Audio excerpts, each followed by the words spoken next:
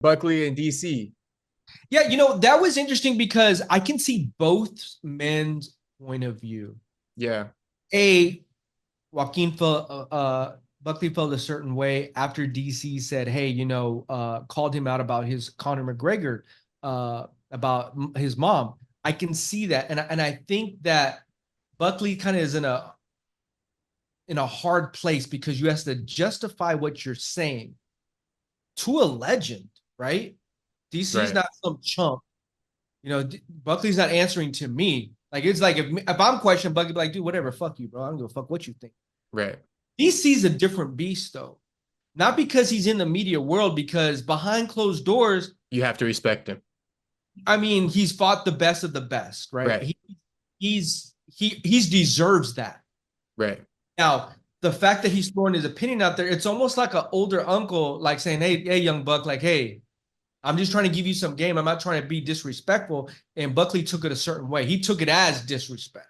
He did. The And so, misquote.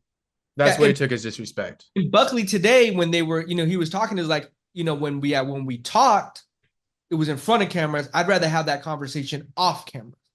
I respect that. As Yeah. a man to man, I respect that. And I'm sure that he probably could have just said, hey, when the camera shut off, it's not like they're just dragging you out of there. I'm sure you have an ability right then and there to be like, hey, hold up.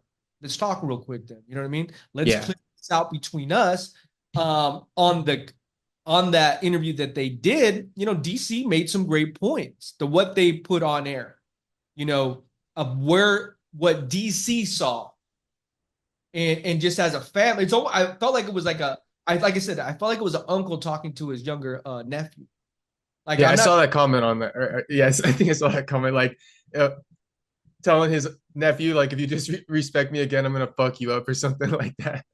I mean, don't get me wrong, but I mean, Buckley could. I mean, I don't know where DC's at in his career right now, and he's in his 40s. Buckley's in the prime of his life, right? Right. Like, Is I don't it'll think be a I don't think strap. that either one of them would ever want to get to that point. I'd No. rather see them both, talk it out like brothers, and maybe they did, and they were able to kind of lower the temperature now, and see each other's point of view. Because I've been in situations like that too, where it's like I was kind of wrong, but it was hard for me to kind of admit that in public.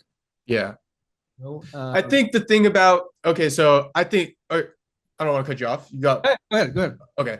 I think the thing about Joaquin is like he's just a little bit raw. That's what I've noticed about him. He's raw. He's not even one of these contender series guys. Like he really got signed off his real fighting, and he was never, I don't think, really prepared for all of this. So he's pretty raw with it. Yeah. I think that does get him in trouble though, because I think he was even on there with DC, and like he was kind of like shit. Like he told DC his point, right? And then DC fired back, and I think he was like, okay, like you got me there. But at the Yeah. same time, I get where he was coming from too, where he's like, but I gotta respond as like the entertainer side.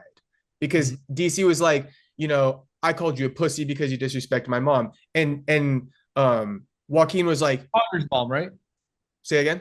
Connor's No. Um, so basically Joaquin said that Connor's mom raised a hoe. right, DC went on his podcast and said you called Connor's mom a hoe. right. Joaquin got mad at that and said, since you want to say that I called Connor's mom a hoe and misquote me, your mama's a hoe. Yeah. And then Daniel said, shut up, pussy. Okay. And so they just talked about that on the episode. And then Joaquin was like, no, I understand that I insulted your mom, kind of like, I get that part. And he was like, but too, this is where the entertainment comes in. He can't take the L in public online, so he has to respond. So some of this bullshit media, right, forced them into this stuff because, that's the thing. You can never back down, right, on camera. And that's Yeah. what happened there. That's interesting. That's I can see both sides. I can Yeah. I can see my side where I'd be like DC's like, bro, there's certain things you just don't say. And Joaquin's like, I guess, yeah, I broke that rule, but I Yeah. couldn't help myself. I had to keep my public image good. And if you think about what Joaquin has done, he's put his name in a lot of people's mouths that nobody knew who the fuck he was. When he had the fight before, and he was it UFC 300 when he went and he talked to during the media day, or was it the Yeah. press conference? Yeah. Those type of antics, those type of things that you do to get your name out there even more. You know, like I get it. Like now look what you're doing. You're fighting and you're backing it up with wins. Right. You lose. It's like when Renato, you lose, none of this shit matters. You Facts. win. Oh, keep running it. Keep fucking running it. Keep fucking running it. You can run your mouth all fucking day. Yeah. And Dana doesn't give a fuck what you say anyway. So I can I can really see both sides of it, and it's interesting to see in real time. Yeah, it is for sure. So I guess they squashed it though. It seemed like even towards the end of that episode, Joaquin was like, "Look, I hope you don't think I was trying to like be a dick and shit like that. Like I was. I think he was really trying to turn it into like let's just train and like turn it into like a little like squash our beef in the gym, but we're just like friendly now." And I And think DC was pissed about his mom. you know, I mean, who wouldn't be? Who would? Yeah, it's fair. DC said he's like something goes into me when you bring up my mom. He's like DC said it, and you got to respect it. Everybody, right? You got Unless to you respect fucking it. hate your mom. Yeah, Like, fuck facts. that bitch. Yeah. Dude, You're right. sometimes I imagine I'm like, dude, if someone disrespected my mom in front of me, sometimes I imagine that shit. I'm like, I could not live with myself if I let that shit fly. Those are facts, you know, and being imagine a fighter at the highest level where you know you can fuck anybody up. Yeah, double Like, you champ. know, yeah, I mean, it's just there's certain things you just don't say. And I think maybe, you know, I think if Buckley were able to do it again, he probably would take it back. Probably Right. walk behind a little bit. Maybe he went a little too far. Yeah. Maybe he did. Maybe he did. Maybe he got caught up in the moment. He was riding that win, you know. Like I said, he's a raw dude. So I fuck with him, man. I think he's got a good heart. He was even telling Yeah, DC, I he's agree.